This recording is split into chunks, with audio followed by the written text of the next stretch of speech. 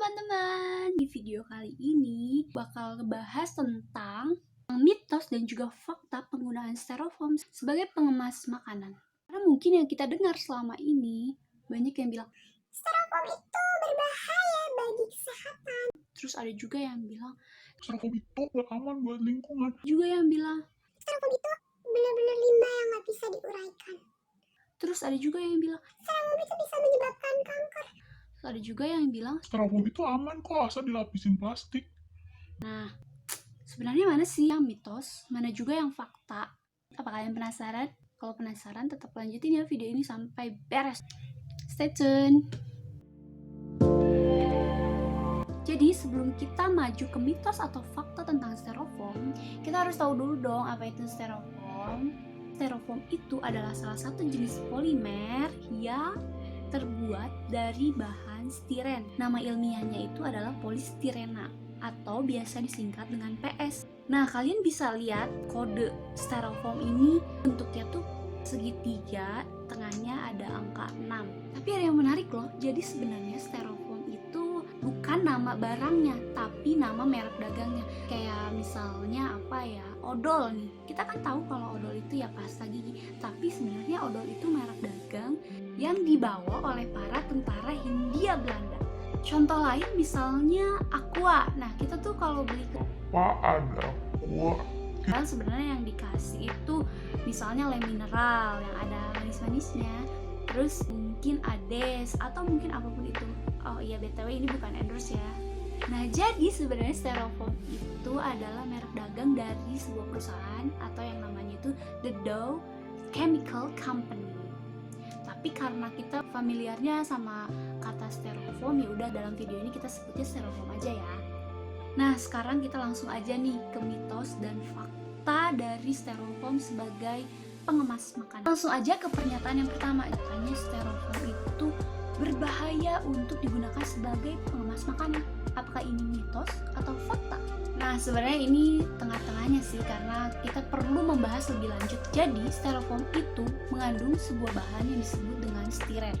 Stiren ini memang memiliki zat karsinogenik, yaitu zat yang dapat memicu pertumbuhan kanker saat berpindah pada makanan yang dikonsumsi oleh tubuh. Nah, ternyata ada beberapa faktor loh yang mempengaruhi perpindahan zat kimia atau stiren yang terkandung di dalam styrofoam. Faktor yang pertama itu adalah suhu yang tinggi. Jadi semakin panas suatu makanan, maka akan semakin cepat stiren berpindah dari styrofoam ke makanan yang akan kita konsumsi. Yang kedua adalah makanan yang berlemak tinggi atau yang berminyak. Nah, yang ketiga adalah makanan yang mengandung alkohol atau asam yang tinggi. Dan yang keempat adalah lamanya makanan disimpan. Nah, jadi semakin lama makanan itu disimpan di dalam styrofoam, maka tentunya zat stiren itu akan semakin banyak juga yang terpindah ke dalam makanan. Nah, tapi nih teman-teman, jadi POMRI melakukan penelitian pada tahun 2009 terhadap 17 kemasan berbahan polistirena di Indonesia. Dan ternyata hasilnya polistirena yang beredar di Indonesia itu rata-rata mengandung residu 10-43 ppm atau part per million. Sebenarnya batas aman residu stirena pada styrofoam yang ditetapkan oleh WHO adalah 5.000 part per million.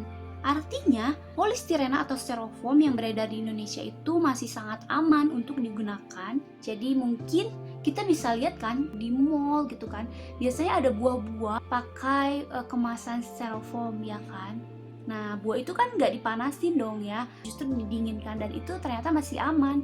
Nah, tapi kita harus ingat nih, terutama buat teman-teman yang suka pesen GoFood. Misalnya nih, kalau orang Bandung nih, cewek-cewek Bandung biasanya suka seblak kan. Nah, perlu pertimbangan lagi nih, apalagi seblak yang baru dimasak terus langsung dimasukin ke dalam styrofoamnya. Nah, kalian harus mempertimbangkan itu lagi ya, karena seblak itu kan udah panas, terus dia juga mengandung lemak. Nah, sebelum masuk ke pernyataan yang kedua, tadi ngomongin soal seblak, aku jadi lapar nih. Kayaknya kita harus beli makanan deh. Coba sekalian kita tanya-tanya pendapat dari penjual itu ya. Oke, stay tune. Ya, jadi sekarang aku sama adik aku lagi jalan mau beli seblak dan aku bawa misting. Ada tulisannya di sini 5 pp ya. Nanti aku jelasin apa itu 5 pp. Tunggu ya, bye. Laku banget ya Bu kayaknya. Tapi kalau yang pakai misting kayak gini ada nggak sih Bu biasanya? Terus biasanya Ibu pakai apa Bu? Pakai plastik terus dikasih tab. Kalau menurut Ibu pakai styrofoam itu bahaya nggak sih Bu? Kalau langsung mah ya kan itu kan daur ulang ya. Jadi Oh. harus pakai alas dulu gitu. Iya. Oh makanya Ibu pakai alas plastik. Iya, pakai plastik dulu, masukin plastik, diikat, baru masukin styrofoam. Jadi ini mah iya. cuma buat alas bawah aja. Oh iya biar Ini tapi kan dalamnya mah udah pakai plastik. saya izin lihat dulu ya Bu. Nah iya ini styrofoam simbolnya 6. Jadi Ibu ini nggak langsung pakai styrofoam ya Bu? Enggak. Pakai plastik. Ya. Oke Bu. Nah ya jadi ini disimpan di misting.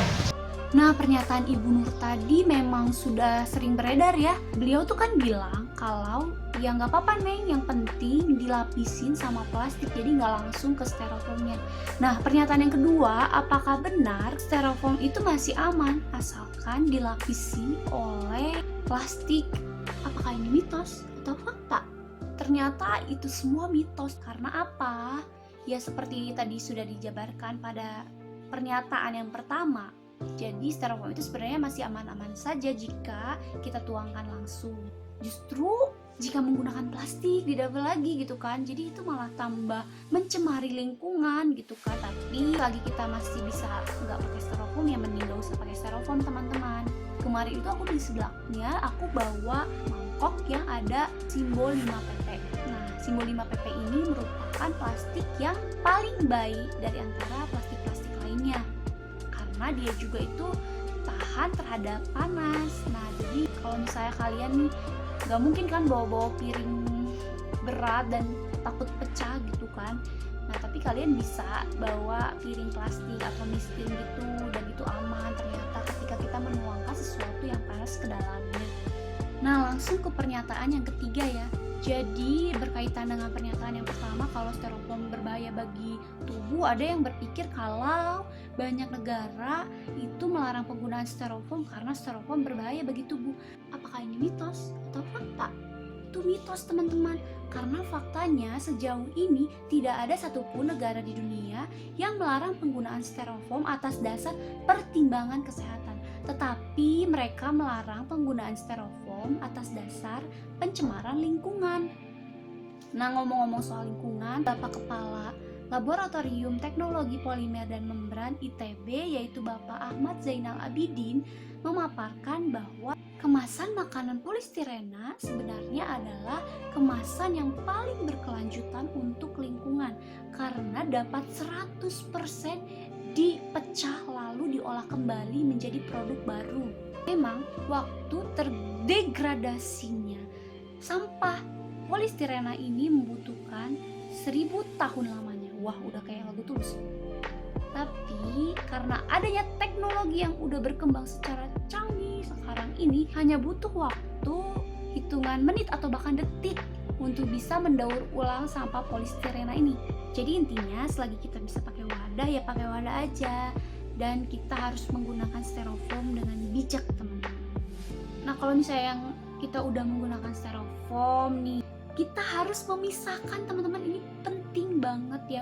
Udah dari kapan kita tuh dikasih tahu untuk memisahkan mana yang sampah organik dan juga non organik, karena itu yang tadi itu ketika kita masukin dia ke sampah organik ternyata kan dia bakal nyampur sama sampah organik dan dibuangnya ya ke alam lagi. Sedangkan styrofoam kan tadi butuh waktu 1000 tahun lamanya untuk terdegradasi. Nah jadi kita harus misahin styrofoam ke bagian sampah yang non organik supaya nanti bisa didaur ulang. Oke teman-teman, seru kan ya pembahasan kita seputar styrofoam. Aku berharap kita bisa lebih bijak lagi dalam menggunakan styrofoam, dalam memperhatikan lingkungan kita, karena kita kan hidup nggak sendiri ya, dan bumi ini tuh harus kita rawat, karena kalau misalkan bumi ini hancur ya hancurlah kita kan. Oke, jadi makasih udah dengerin aku yang terus-terusan ngomong ini. So kita bisa ketemu di pembahasan-pembahasan menarik lainnya. Bye-bye.